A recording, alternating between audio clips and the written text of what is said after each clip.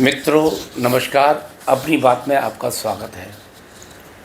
आज मैं बात करूंगा उस कसाई की जो जीवों को काट कर पका कर खाता है। उसका नाम है राहुल गांधी। और वो एक ऐसा जीव है कि मोहब्बत की दुकान खोलकर एक कसाई कहता है कि मैं नफ़रत को हटाऊंगा और मोहब्बत की दुकान चलाऊंगा। अब मैं आपसे पूछना चाहता हूं कि कोई कसाई कैसे मोहब्बत की दुकान खोल सकता है? क्या उसके अंदर दया भाव है? जीवों की हत्या करके काट कर मांस पकाने वाला, और वो भी किसके साथ? लालू प्रसाद के साथ कैसे काट के मांस पकाया जाता है, वो मोहब्बत की दुकान खोले बैठा है। अभी मैं हाल में सुनना था कि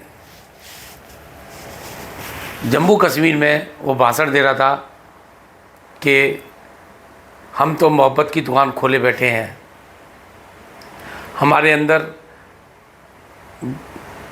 मोदी जी जैसे नफ़रत नहीं है। मोदी जी कौन सी नफ़रत करते हैं भाई? और विदेशों में जाके अपने देश की आलोचना करता है, कौन सी मोहब्बत है वो? मोदी जी को गाली देता है, कौन सी मोहब्बत है भाई? मोदी जी को चोर, चौकीदार चोर कहता है, कौन सी मोहब्बत है भाई? 8-7 महीने बाद मोदी को डंडे मारेंगे, ये कौन सी मोहब्बत है? बता ज़रा। तेरे पार्टी के नेता कहते हैं मोदी के टुकड़े टुकड़े करके, ये कौन सी मोहब्बत है भाई? ये बेसिर पैरों की बातें करने वाला, और सच में कहूँ तो इसमें गलती हम लोगों की ज़्यादा है। हम लोग मूर्ख हैं।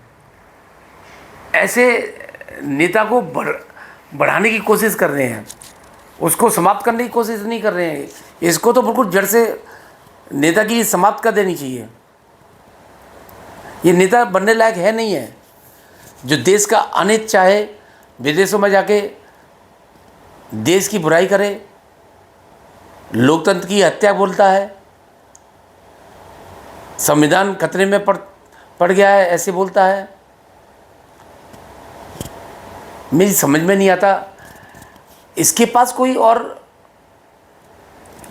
सब्जेक्ट नहीं है इसके अलावा, सिर्फ मोदी जी के बुराई करने के अलावा। बोलता है बेरोजगारी बहुत है, तो बेरोजगारी कम नहीं थी। गरीबी बहुत है, तेरी दादी ने तो 1972 में गरीबी हटाओ का नारा दिया था, तभी वो जीती थी। अरे गरीबी तो उस समय बहुत थी। तेरे नाना ये कहते कहते थक गए कि देश हमारा पिछड़ा हुआ है और हमको इसको आगे बढ़ाना है, हम नहीं बढ़ा पा रहे हैं, हमें बहुत कुछ बदलना पड़ेगा। तो शुरू से ही बेरोजगारी की समस्या और आगे भी रहेगी। कोई माई का लाल आ जाए, बेरोजगारी ख़त्म नहीं कर सकता है। और दूसरी बात, बेरोजगारी है भी नहीं है, ये भी मैं चैलेंज के साथ कर रहा हूँ। ये बेरोजगारी सिर्फ वही रोज़गार कहलाती है जो सरकारी नौकरी मिल जाए, जिसमें भ्रष्टाचार हो। जब तक ऊपर की आमदनी ना हो, वही रोज़गार है। बाकी सब प्राइवेट नौकरियां रोज़गार में नहीं आती हैं। आज मैं कोई नौकर ढूंढने जाऊं तो मुझे नहीं मिलता है, क्योंकि सभी रोज़गार प्रस्त हैं। और ये नेता लोग कि साहब हमारे देश में बेरोजगारी बढ़ रही है। तो इस मोहब्बत की दुकान वाले कसाई को मैं कहना चाहता हूँ, हे कसाई, कम से कम ढंग की बात कर, देश हित में बात कर। प्रोग्रेस की बात कर, और अच्छा क्या हो सकता है देश के लिए। अरे बुराई करता रहेगा तू ज़िंदगी भर, और ज़िंदगी भर में तू कुछ बनने वाला तो है नहीं है। बहुत ही ज़्यादा इस देश के सातों कर्म फूट जाए तब तू भले ही बन जाए, वरना तेरे को मतलब ही नहीं है। तू प्रधानमंत्री तो क्या, कोई सा मंत्री भी नहीं बनाएगा तेरे को। तो मित्रों, इस कसाई जो कहता है कि मोहब्बत की दुकान खोल रखी है, ऐसे नैरेटिव बनाने वाले से जो 2024 के चुनाव में कहता हो संविधान ख़त्म कर दिया जाएगा,